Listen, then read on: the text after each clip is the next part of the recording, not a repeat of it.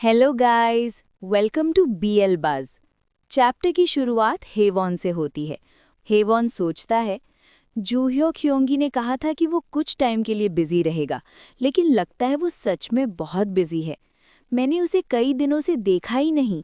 वो आगे सोचता है, वो घर बहुत लेट आता है और सुबह जल्दी निकल जाता है, इसलिए हम दोनों बार बार एक दूसरे से मिस हो जाते हैं। फिर हेवॉन को अचानक जूह्योक की सेंट महसूस होती है।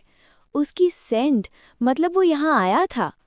कभी कभी हेवॉन सिर्फ उसे देखने के लिए रात भर जागता रहता है, लेकिन फिर भी जूह्योक कभी सामने नहीं आता। फ़ोन पर जब हम बात करते हैं तो वो बिल्कुल ठीक लगता है, लेकिन फिर भी मुझे उसकी चिंता हो रही है।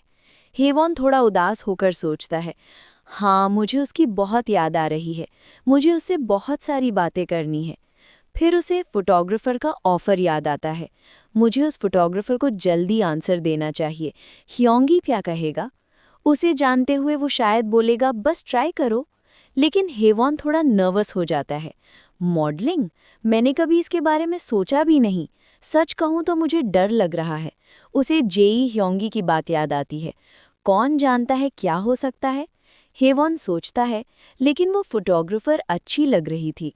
तेसोंग ज़ियोंग की वजह से मुझे अभी जॉब मिल गई है, लेकिन मैं ये काम हमेशा तो नहीं कर सकता, और जब मैं ये जॉब छोड़ दूंगा तो फिर से सबको मैं बस एक यूजलेस किड लगूंगा। हेवॉन थोड़ा सीरियस होकर सोचता है, मैं ऐसा नहीं चाहता। मुझे कोई ऐसा काम ढूंढना है जो मैं सच में कर सकूं। इसी बीच तेसोंग उसे बुलाता है। हेवॉन। हेवॉन होश में आता है। तेसोंग उसे देखकर पूछता है, तुम ठीक हो? आज तुम थोड़े अच्छे नहीं लग रहे। क्या तुम्हें बुखार है? वो हेवॉन का फॉरहेड चेक करता है। तुम्हें थोड़ा फीवर भी लग रहा है। हेवॉन कहता है, सच में? अब जब तुम कह रहे हो मुझे भी थोड़ा अजीब लग रहा है। तेसोंग थोड़ा सीरियस होकर पूछता है, तुम रट में तो नहीं जा रहे? हेवॉन थोड़ा शाय हो जाता है और कहता है, ऑनेस्टली मुझे पता नहीं, मेरा साइकिल अभी रेगुलर नहीं है। फिर शर्माकर धीरे से बोलता है, वैसे भी इतना टाइम नहीं हुआ जब मैंने लास्ट टाइम ह्योंगी के साथ तेसोंग तुरंत सोचता है, मुझे ये टॉपिक शुरू ही नहीं करना चाहिए था। फिर वो कहता है, फिर भी शायद तुम्हें आज जल्दी घर जाकर रेस्ट करना चाहिए। हेवॉन तुरंत कहता है, इट्स ओके, मैं ठीक हूँ। तभी एक कस्टमर गर्ल आती है। Excuse me? हेवॉन पोलाइटली पूछता है, जी आप ऑर्डर करना चाहेंगी? गर्ल कहती है, मेरी फ्रेंड पहले ही ऑर्डर कर चुकी है, मैं बस तुम्हें ये देना चाहती थी। तेसोंग साइड में खड़ा सोच रहा होता है, सिर्फ कुछ दिन से टेक आउट सर्विस शुरू की है, फिर भी बिजनेस स्लो हो गया। Mission success. गर्ल हेवॉन को एक गिफ्ट देती है, ये तुम्हारे लिए गिफ्ट है। फिर वो ऑनेस्टली कहती है, पहले तो मैं यहाँ सिर्फ इसलिए आई थी क्योंकि तुम हैंडसम हो, लेकिन पिछले कुछ दिनों से तुम्हें इतनी मेहनत से काम करते देखकर मैं तुम्हारी फ़ैन बन गई। हेवॉन को एक मोमेंट याद आता है जब उसने उसे पोलाइटली ग्रीट किया था। प्लीज़ आप कहीं भी बैठ सकती हैं। गर्ल कैफ़े से जाते हुए कहती है, तुम जो भी डिसाइड करो आगे, मैं तुम्हें सपोर्ट करूँगी। Best of luck.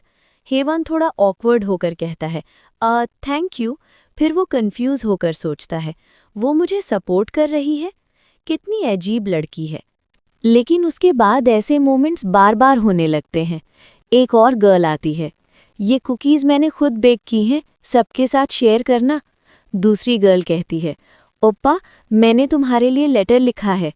एक और कहती है, ऑनलाइन नेगेटिव कमेंट्स की टेंशन मत लो, तुम्हें पसंद करने वाले लोग ज़्यादा हैं। हेवॉन इतने सारे गिफ्ट्स पकड़कर सोचता है, कमेंट्स? मैंने तो कोई कमेंट्स पढ़े ही नहीं। तेसोंग हंसकर कहता है, वाओ हेवॉन, तुम तो काफ़ी पॉपुलर हो गए हो। अब जब हम सिर्फ टेक आउट कर रहे हैं, लोग तुम्हें गिफ्ट्स देने आ रहे हैं। हेवॉन कंफ्यूज्ड होकर कहता है, लेकिन वो मुझे जानते भी नहीं, सिर्फ एक वीडियो देखकर वो मुझे कैसी पसंद कर सकते हैं। तेसोंग हंसी में कहता है, कौन जाने, शायद उन्हें तुम्हारा फेस पसंद हो। लेकिन फिर भी लोगों का दिल जीतना इतना आसान नहीं होता, स्पेशली हम हाइब्रिड्स के लिए। फिर वो सीरियस होकर कहता है, शायद वो फोटोग्राफर सही थी, हो सकता है तुम्हारे पास सच में वो पावर हो। तेसोंग अपने मन में सोचता है, अगर जेई चाहे कितना भी कोल्ड बिहेव करे, लेकिन वो क्लियरली हेवॉन से अटैच्ड है। मैंने उससे कहा था ज़्यादा क्लोज मत हो।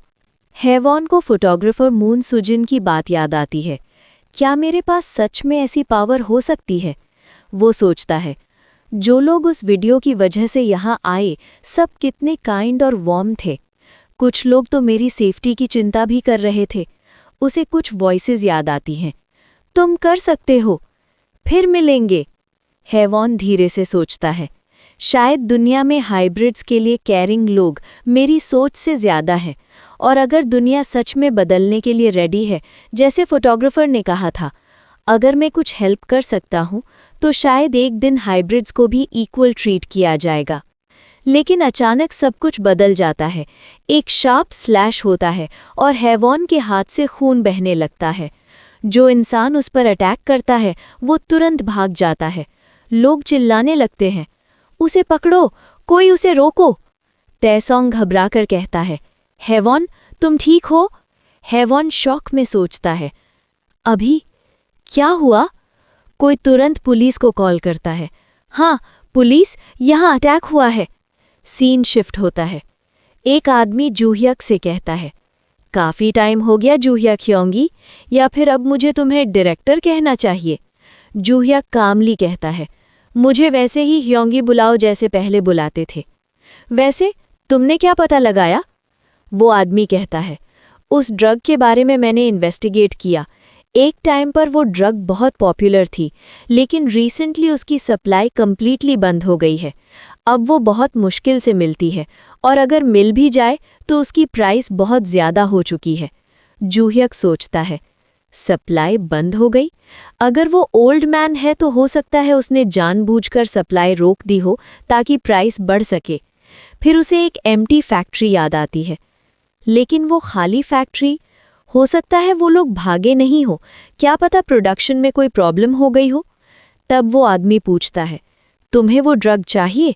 क्या मैं तुम्हारे लिए अरेंज करने की कोशिश करूं?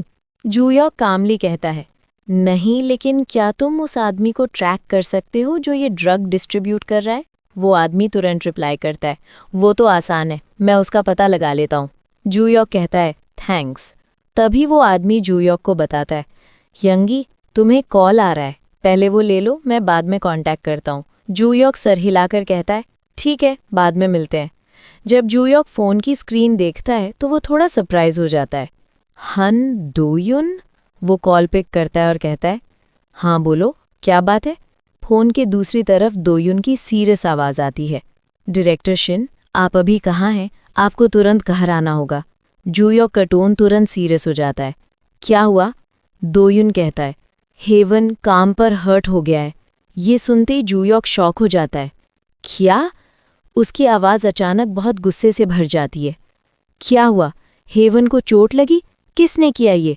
फ़ोन के दूसरी तरफ दोयुन सोचता है, वो लगता है ये किसी की गर्दन तोड़ने के मूड में है। फिर वो जल्दी से कहता है, वैसे बता दूं, जिस आदमी ने हेवन पर अटैक किया था वो ऑलरेडी अरेस्ट हो चुका है, इसलिए आप उसे मार नहीं सकते। जूह्यक फिर भी टेंस होकर पूछता है, क्या हुआ था?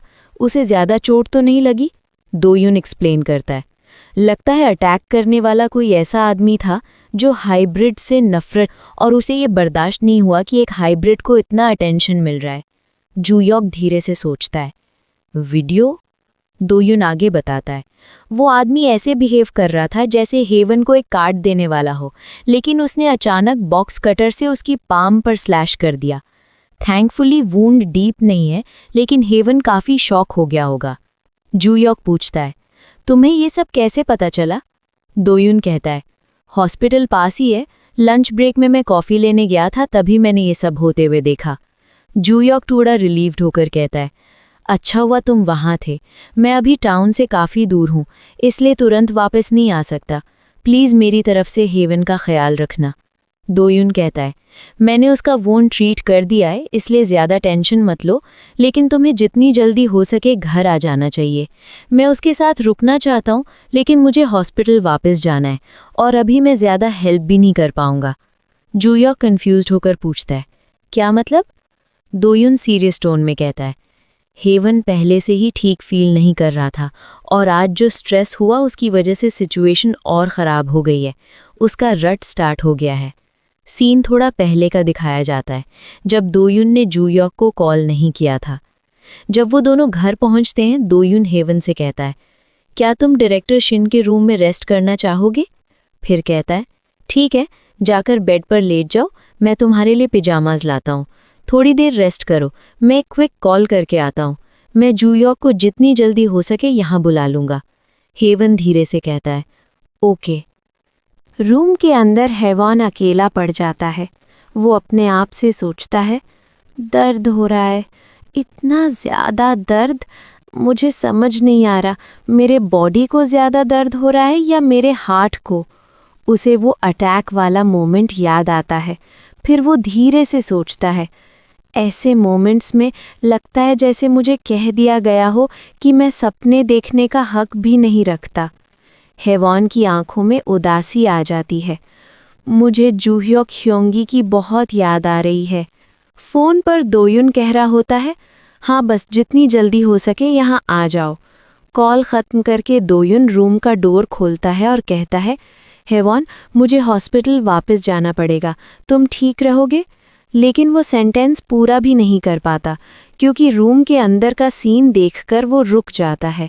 हेवॉन बेड पर पड़ा होता है और उसके आसपास जूह्योक के कपड़े बिखरे हुए होते हैं। वो उन कपड़ों में पूरी तरह से लिपटा हुआ होता है। दोयुन शॉक्ड होकर सोचता है, ये बेड से उठा और जूह्योक के सारे कपड़े निकाल लाया।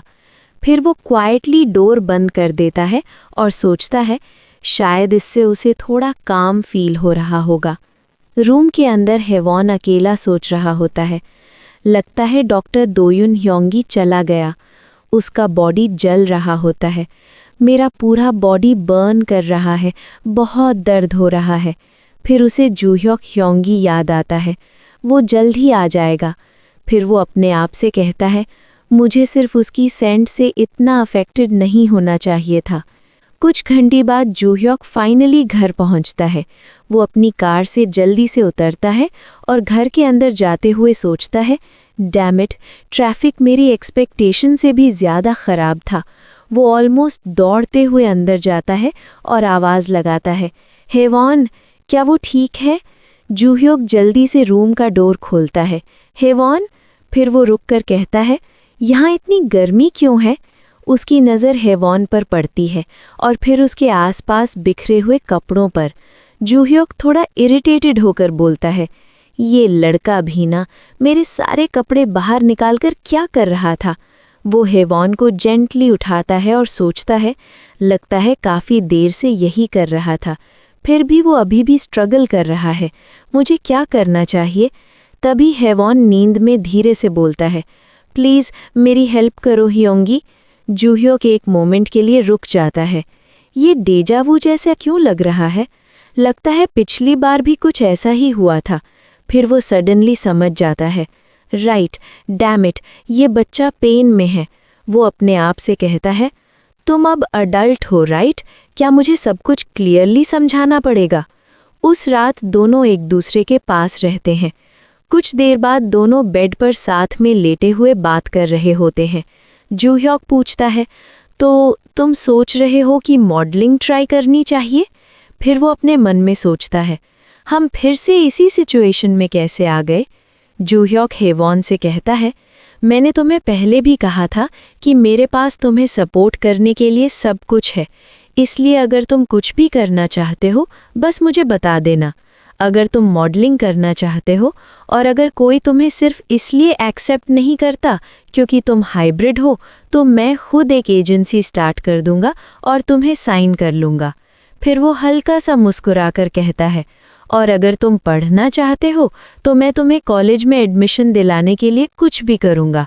और अगर तुम गैंगस्टर बनना चाहते हो, फिर वो तुरंत रुक कर कहता है, नहीं, गैंगस्टर मत बनना। ये सब सुनकर हेवॉन इमोशनल हो जाता है। जूह्योक सॉफ्टली कहता है, मैं बस ये कह रहा हूँ, टेंशन मत लो, जो भी ट्राई करना है करो, जब तक तुम्हें वो चीज़ ना मिल जाए जो तुम सच में करना चाहते हो। हेवॉन धीरे से कहता है, ओके, थैंक यू ह्योंगी। जूह्योक उसका इंजर्ड हैंड देखकर सोचता है, इस तरह हाथ बंधा हुआ है, उस बास्टर्ड ने सच में इसका कॉन्फिडेंस तोड़ दिया। फिर वो हाफ सीरियस टोन में बोल देता है, शायद मुझे उसे मार ही देना चाहिए। हेवॉन तुरंत घबरा जाता है। क्या? नहीं ह्योंगी, मैं सच में ठीक हूँ, जूह्योक सीरियस टोन में कहता है। मैं मजाक नहीं कर रहा। हेवॉन जल्दी से बोलता है, मुझे पता है, इसीलिए तो कह रहा हूँ कि सब ठीक है। फिर वो अपने मन में सोचता है, मुझे जल्दी टॉपिक चेंज करना होगा। फिर हेवॉन एक्साइटेड होकर कहता है, ऑलराइट ह्योंगी, अब मैं अपने ईयर्स और टेल हाइड कर सकता हूँ, देखना चाहोगे? लेकिन ये सिर्फ थोड़ी देर के लिए ही होता है। जूह्योक कहता है, ठीक है, दिखाओ। फिर वो अपने मन में सोचता है, ईयर्स हाइड करने से शायद ज़्यादा डिफरेंस नहीं पड़ेगा, लेकिन अगर मैं उसे प्रेज़ करूं तो शायद उसका मूड थोड़ा बेटर हो जाए। तभी हेवॉन एक्साइटेड होकर कहता है, टड़ा! वो मुस्कुराकर पूछता है, ही मैं कैसा लग रहा हूँ? क्या मैं अब ज़्यादा ग्रोन अप लग रहा हूँ ह्योंगी? जूह्योक बस उसे चुपचाप देखते रह जाता है और इसी मोमेंट पर चैप्टर एंड हो जाता है। I hope you guys enjoyed this video. Thanks for watching.